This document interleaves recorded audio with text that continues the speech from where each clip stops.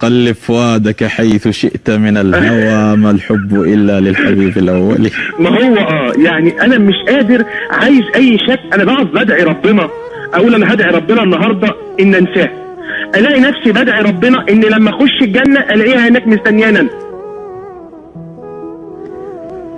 ما لك حل. ما هي ايوه، ما انا عايز منك، عايز انساه. ما تقدر. وبعدين أكذب عليك، ما تقدر. طب وما في سمي مشكله لو العشق ادعي كده إلا ان انا عايز في الجنه تبقى معايا انا، رغم انها متجوزه يعني، واكيد خلاص هتبقى راحت معجوزه. عليك، هذا نصيب الله يوفقها. لهذا أنا دائما أنصح، ما تشوفني أنصح أقول تزوج بمن تحب، لأنك إذا لم تتزوج من تحب ستراها بطيفك ومنامك وبأحلامك، ستراها كالظل تلاحقك.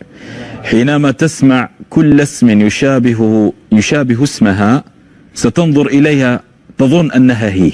انا بخاف لما بنزل مصر بخاف ادخل الاماكن اللي كنا بنروحها سوا. ستراها في كل الزوايا.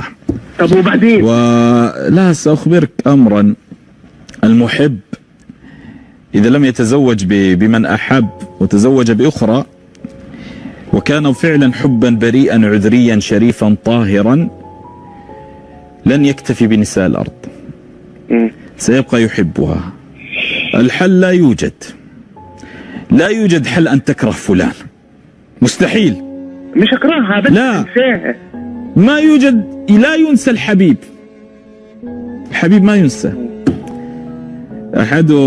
أحدهم أحب فتاة فقال في مطلع قصيدته يقول فيها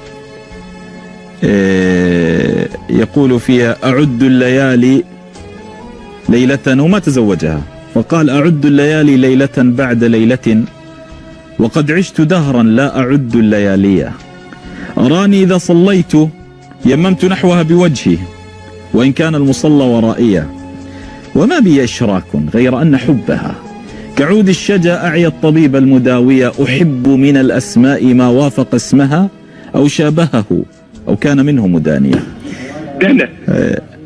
الذي يحب لا نستطيع أن نعلمه أن يكره. فلهذا أنت تقول لي كيف أنسى؟ قل لن تنسى، خلاص ارضى بقضائك وقدرك وارضى بنصيبك.